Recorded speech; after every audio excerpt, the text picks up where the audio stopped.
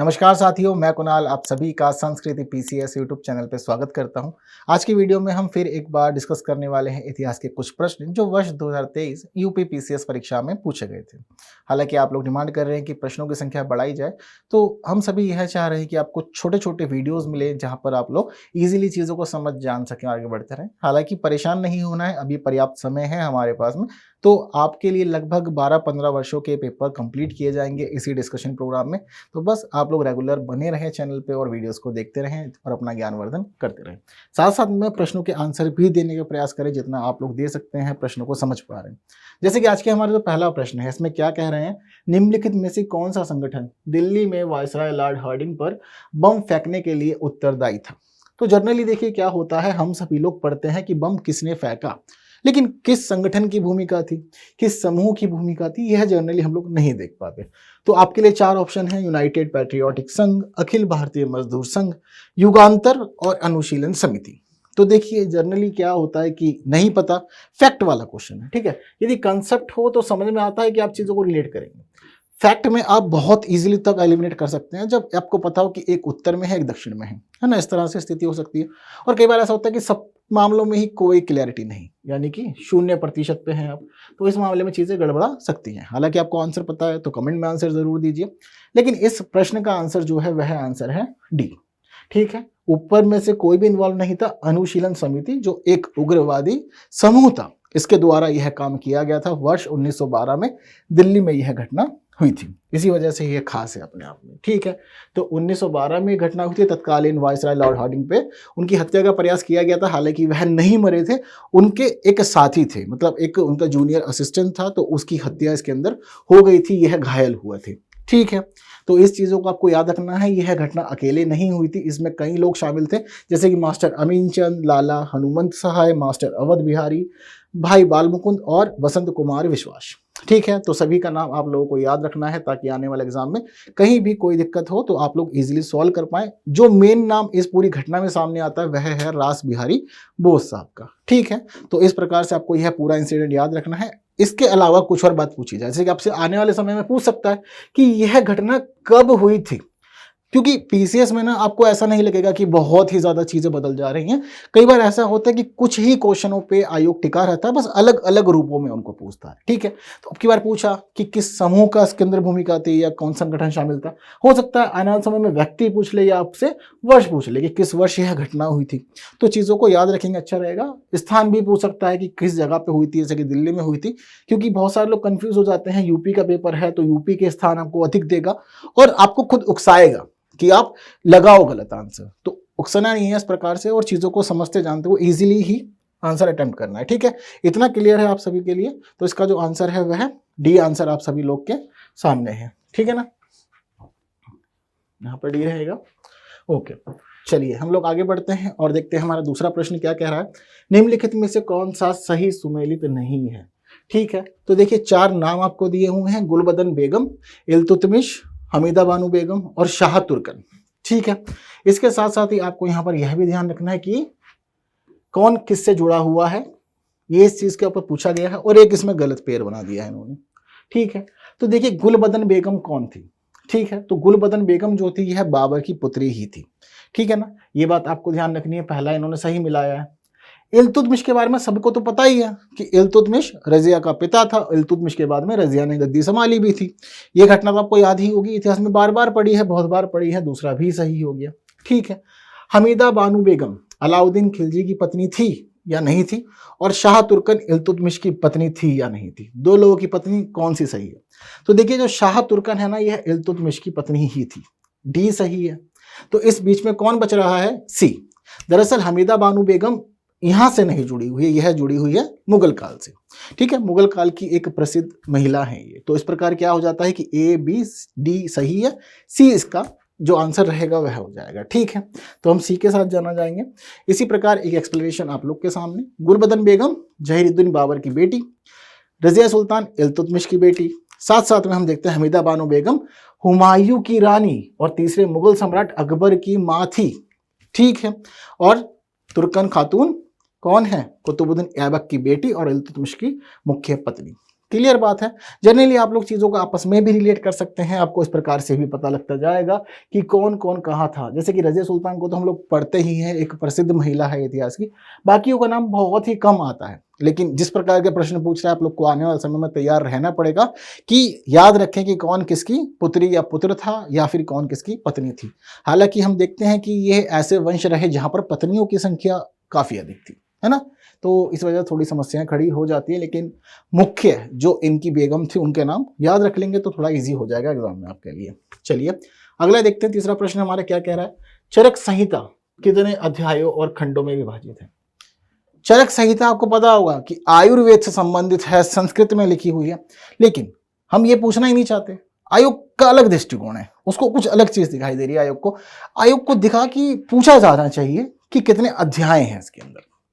अब लोग यही परेशान हैं। एक तो हमारे पास में इतनी सारी संहिताएं हैं, उपनिषद वगैरह है ना, कि मतलब कंफ्यूज हो जाते हैं जब चीज़ों को पढ़ते हैं, मिक्सअप कर लेते हैं। तो फैक्ट वाला क्वेश्चन यदि क्लैरिटी है तो अटेम्प्ट कर लीजिए, क्योंकि फिर नेगेटिव मार्किंग में जाना पड़ेगा आपको। तो नेगेटिव मार्किंग से बचिए, जितना हो सकता है उतना बच के चलेंगे तो ही सिलेक्शन संभव हो पाएगा। यदि प्रश्नों में बेवजह उलझेंगे, जैसे कि क्या है कि लगभग आसपास ही है, और जनरली क्लैरिटी अगर होगी आपको इस मामले में तो बहुत ही ज़्यादा अच्छी होगी।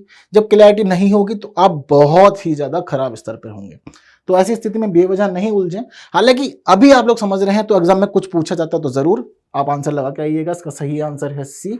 120 अध्याय हैं इसके अंदर। जो 120 अध्याय हैं यह इसके 8 खंडों के अंदर विभाजित हैं। ये जो 8 खंड है इनको स्थान कहा जाता है और उसी के अंदर 120 अध्याय देखने को मिलते हैं। सी इसका सही आंसर है। ठीक है, तो इसी से रिलेटेड एक एक्सप्लेनेशन आप लोग के सामने। आयुर्वेद की एक मुख्य यह माना जाता है स्रोत। रोगनाशक और रोग निरोधक दवाओं का उल्लेख है। हालांकि सोना, चांदी, लोहा, पारा जैसी धातुओं के बारे में भी बताए हुए हैं इसके अंदर। 8 भाग जिन्हें स्थान कहा जाता है और इसके अंदर 120 अध्याय। क्लियर है इतनी बात? कोई डाउट? उम्मीद करता हूं कि नहीं रहेगा। चलिए आगे बढ़ते हैं और देखते हैं हमारा चौथा प्रश्न क्या कह रहा है।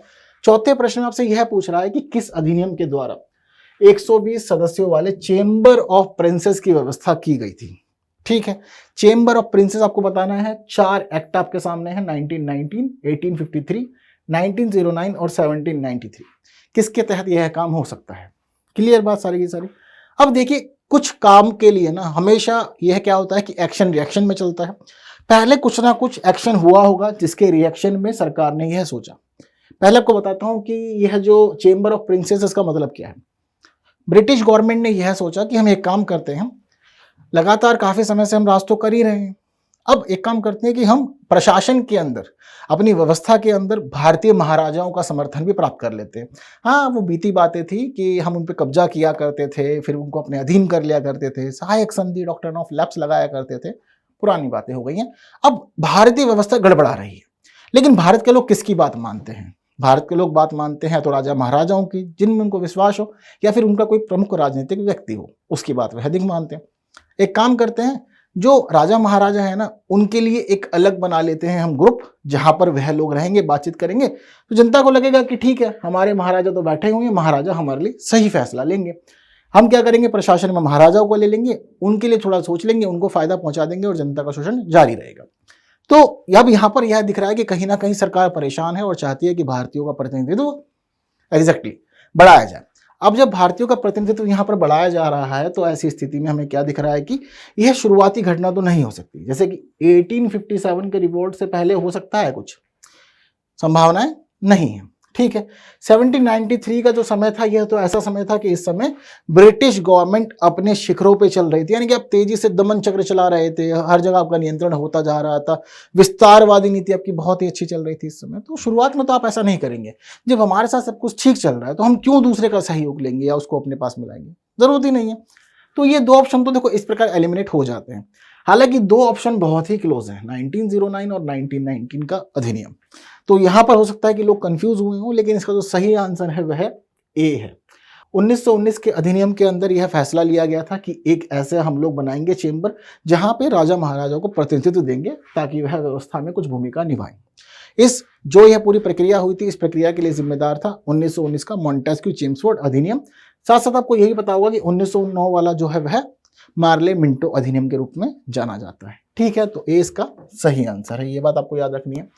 इसी से रिलेटेड बात है, जैसे कि चेंबर ऑफ प्रिंसेस, इसको नरेंद्र मंडल के रूप में जाना जाता था और इससे जुड़ी हुई सारी चीज़ें आप लोग के सामने हैं। इसकी स्थापना 8 फरवरी 1921 को दिल्ली में ही की गई थी।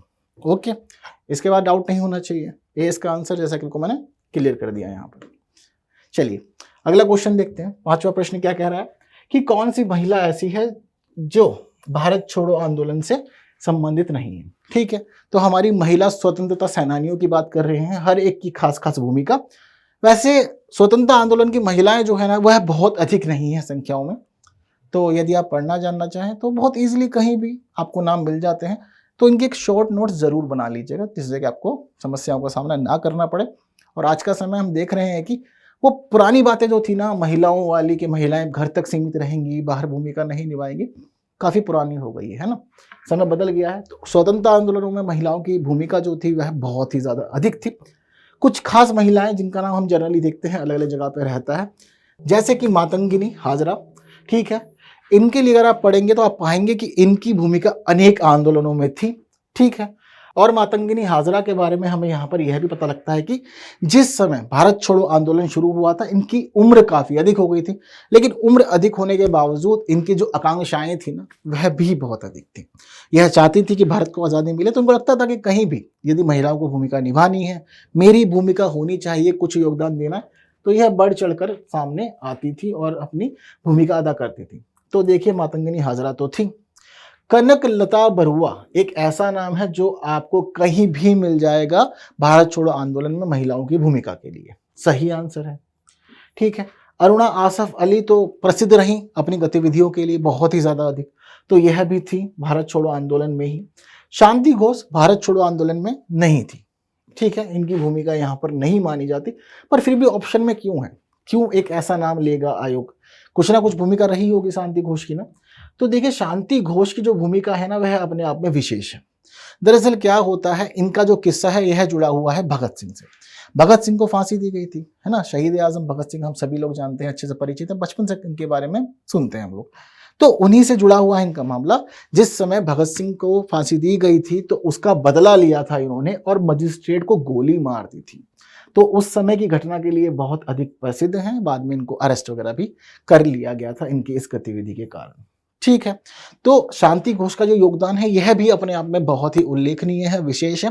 अगर आपसे स्वतंत्रता आंदोलन में महिलाओं की भूमिका पूछी जाती है तो जरूरी नहीं जो आंदोलन में रही उनकी ही बात की जाए, जिन्होंने गुप्त रेडियो चलाए, ठीक है, इसके अलावा हम देखते हैं कि जिन्होंने गोलियां तक चलाई, उन सबके नाम भी आप लोग को बताने जरूरी होंगे। ठीक है, जिससे कि आपका आंसर कई डायमेंशंस को संभाले और आपको परेशानी ना हो, इजीली आपको अच्छे अंक मिल जाए। ठीक है, तो सी इसका सही आंसर है। हर एक के बारे में प्रॉपरली आप लोग के सामने बातें हैं।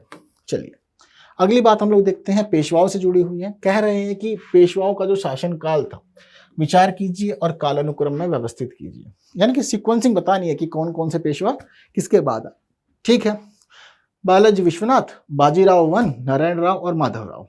ठीक है, माधव राव और नारायण राव दोनों बाद के थे। ठीक है, बाजीराव वन के बारे में हम सभी लोग को पता है, फिल्म भी पता है, बाजीराव मस्तानी बनी थी, इतना तो याद ही होगा, मूवी तो सब लोग देखते हो। अब जब आप लोग मूवी देखते हो आपको सबको एक चीज याद होगी कि शुरुआत में एक परीक्षा होती है बाजीराव की, है ना, बाजीराव कहें या रणवीर सिंह एक ही बात है। एक परीक्षा होती है जिसमें तीर चलाते हैं और मोर पंख को तोड़ते हैं, काफी नीचे से तोड़ते हैं, है ना। प्रतिस्पर्धा तो काफी अच्छी लगती है देखने में, लेकिन उस प्रतिस्पर्धा के बीच में एक नाम लिया जाता है। वह जो नाम होता है वह होता है बालाजी विश्वनाथ का। बताते हैं कि बालाजी विश्वनाथ के जो निधन हुआ है उस निधन के बाद अब गद्दी कौन संभाले, तो उसके लिए फिर बात चलती है कि बाजीराव प्रथम संभालेंगे। कहा गया कि परीक्षा से गुजरना होगा, शस्त्र के साथ साथ शास्त्र का ज्ञान भी होना चाहिए। ठीक है, तो हमें पता लगता है कि वह नियुक्त होते हैं, तो पहले बालाजी विश्वनाथ और उसके बाद में बाजीराव वन। यह इतना सिंपल था ना कि इस सिंपलिसिटी के कारण ही आयोग ने इसको बहुत अधिक समझा पहले ही, और दो ऑप्शन ऐसे दे दिए कि आप इजीली ये ढूंढ पाए। आयोग भी समझदार है, जैसे जैसे आप आगे बढ़ते हैं ना वैसे वैसे आयोग भी फॉलो करता है। जैसे कि यहां पर भी आपको दिखेगा कि बालाजी विश्वनाथ का नाम सबसे पहले दिया है, क्योंकि आयोग को पता है कि लोग बालाजी विश्वनाथ को जल्दी कैच करेंगे। अगर इसके बावजूद आप आंसर गलत लगा के आए थे तो बहुत गड़बड़ का विषय है। ठीक है, अब हमें पता लग गया या तो आंसर बी है या डी है, दोनों में से कोई एक होगा। तो देखिए बालाजी विश्वनाथ के बाद आते हैं बाजीराव, बाजीराव के बाद चेन चलती है, आगे बढ़ती है, और बीच में माधवराव गद्दी संभालते हैं, उनके बाद नारायण राव आते हैं। जिस समय यह गद्दियां संभाल रहे होते हैं उस समय ब्रिटिश शासन भी अपने प्रमाण पर चढ़ रहा होता है, जिस वजह से काफी उथल पुथल का सामना इनको करना भी पड़ता है। ठीक है, इसकी प्रॉपर लिस्ट मैं आपको दे देता हूं। तो सही आंसर क्या बनेगा? बी, 1, 2, 4 और 3। ठीक है, तो देखिए प्रॉपर लिस्ट आप लोग के सामने है। बालाजी विश्वनाथ सबसे पहले 1714 से 20, फिर आ जाते हैं बाजीराव प्रथम, उसके बाद में नाना साहब के रूप में जिनको हम जानते हैं, मूवी में भी आप लोगों ने देखा होगा, वह गद्दी संभालते हैं। इसके बाद में हम देखते हैं कि थोरले माधवराव पेशवा, बाद में फिर नारायण राव, फिर रघुनाथ राव। ठीक है, जो थोरले माधवराव हैं उनके बाद ही नारायण राव आ रहे हैं, जैसे कि आपको मैंने अभी बताया था, फिर रघुनाथ राव, सवाई माधवराव और दूसरे बाजीराव, यानी कि बाजीराव पेशवा द्वितीय। ठीक है, तो यह सीक्वेंसिंग याद रखिएगा। कुछ और भी पूछ सकता है आने वाले समय में, तो दिक्कत नहीं रहेगी आप लोग को। ठीक है, बढ़ते हैं आगे हमारे अगले प्रश्न की ओर। बहुत सिंपल सा प्रश्न पूछा गया कि प्राचीन काल में भारत पे जो आक्रमण हुए थे, निम्नलिखित में से कौन सा सही क्रम है, यानी कि कौन किसके बाद आया? सबसे पहले शक, फिर यूनानी, फिर कुषाण, या फिर यूनानी शक कुषाण, शक कुषाण यूनानी, या फिर यूनानी कुषाण और शक? क्या है इसका सही आंसर बताइए। हालांकि आयोग को यह पता है कि आप मानेंगे या तो पहले शक आए या फिर यूनानी आए। ठीक है, क्योंकि कुषाण को तो ये आगे नहीं दे रहा है, तो इसका अर्थ ये हो रहा है कि कुषाण तो आए थे बाद में ही। अब पहले आप किसको मानेंगे, यूनानी को या शक को? तो देखिए जो पैटर्न चलता है वो पैटर्न भी यही चलता है, हिंद यूनानी, या जिनको हम लोग हिंद यवन भी कहते हैं, पहले वही आएंगे। हिंद यवन के बाद में आते हैं शक, शक के बाद में आते हैं पल्लव, पल्लव के बाद में आते हैं कुषाण। सीक्वेंसिंग रहती है। सभी लोग कहाँ से आते हैं? हमारे पश्चिमी भारत वाले हिस्से से एंटर करते हैं और धीरे धीरे हम देखते हैं कि उत्तर भारत वाले क्षेत्र में इनका अधिक नियंत्रण बन जाता है। ठीक है, तो सीक्वेंस क्या बैठेगा? हिंदू यूनानी, शक, पल्लव और कुषाण, यानी कि बी हमारा सही आंसर है। सीक्वेंसिंग अब याद रखिएगा, प्राचीन भारत में भी खासतौर पर इस मामले में, क्योंकि कुछ भी अब आयोग पूछ रहा है और धीरे धीरे क्वेश्चंस का जो डायमेंशन है अब धीरे धीरे वर्ष दर वर्ष बढ़ रहा है, कुछ नया हम लोग हर वर्ष देख रहे हैं। ठीक है, तो 20 का सही आंसर। ठीक, क्लियर बात। बढ़ते हैं आगे, 8वां प्रश्न देखते हैं। कह रहा है कि कौन से व्यक्ति ने फिरोज शाह तुगलक के नगरकोट अभियान के दौरान संग्रहित 300 संस्कृत पुस्तकों का अनुवाद किया था? हालांकि एक बात मैं आपको यही क्लियर कर दूं, कहीं कहीं पे थोड़ा सा कॉन्ट्रडिक्शन है इसमें, काफी पुरानी बातचीत है। कहीं कहीं लिख रहे हैं कि 300 पुस्तक थी, कहीं कहीं यह भी देखने को मिल रहा है कि 1300 पुस्तक बताई जा रही है कि थी और उन सबका अनुवाद हुआ। हालांकि 1300 पुस्तकों का अनुवाद करना कहीं ना कहीं बहुत ही बड़ा काम हो सकता है, इसलिए जनरली हम लोग 300 भी देखते हैं। ठीक है, जो भी है इस बात से इतिहासकार निपटेंगे। हालांकि हमारे को यहाँ पर जो जवाब देना है वह यह है कि किसने अनुवाद किया। फैक्ट वाला क्वेश्चन है, क्लियर है तो ही आंसर लगेगा, अदरवाइज बेवजह नहीं उलझिएगा, ऐसे बगल से होकर के निकल जाइएगा और अगले प्रश्न के ऊपर ध्यान दीजिएगा। हालांकि आंसर क्या है? अजीजुद्दीन खान इसका आंसर है, यानी कि ए। ठीक है, तो आप लोग को यह भी याद रखना है, कोई दिक्कत वाली बात नहीं। किसी और रूप में यदि पूछता है तो अब आप लोग चीज़ों को जानते हैं, इसीलिए हमेशा कहते हैं कि प्रीवियस ईयर क्वेश्चंस को जरूर पढ़ें, क्योंकि आपको हमेशा कुछ ऐसे क्वेश्चन मिलेंगे जो जनरली किताबों में देखने को नहीं मिलते। कुछ विशेष प्रश्न आयोग पूछता है और कई बार ऐसा भी होता है कि रिपीट भी करता है बार बार उन चीज़ों को, ताकि आयोग को भी पता लगे और आप लोग को भी वह बताए कि हाँ चीज़ें रिपीट हो रही हैं। तो आयोग देखना चाहता है कितने लोग प्रीवियस ईयर क्वेश्चंस पे ध्यान दे रहे हैं और आपको मजबूर करना चाहता है कि प्रीवियस ईयर क्वेश्चंस को देखो, जानो और समझो। ठीक है, तो पूरी कहानी यहाँ पर थी। ज्वालामुखी मंदिर पुस्तकालय से 1300 संस्कृत पांडुलिपियां या 300 जो भी हैं उनको एकत्र किया गया था। बाद में फिर इन सबको ट्रांसलेट किया गया, जिसको नाम दिया गया दलील ए फिरोज शाही।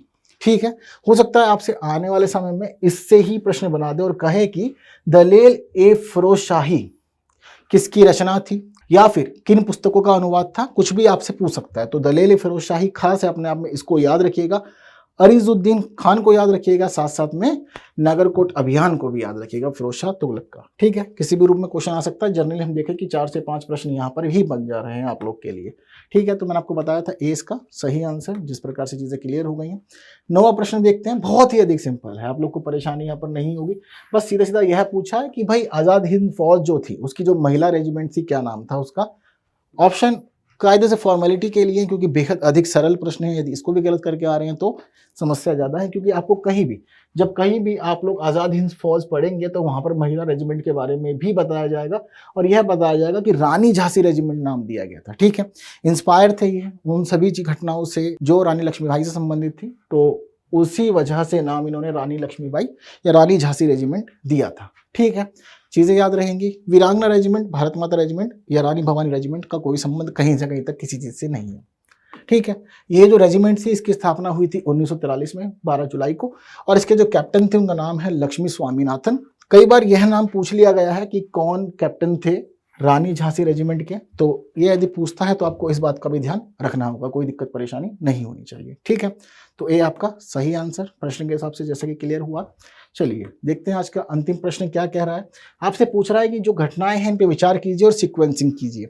हालांकि यह घटनाएं इतनी अधिक सरल है कि आपको परेशानी यहाँ पर नहीं होगी, बेहद सरलता से आप इस प्रश्न का आंसर भी दे सकते हैं।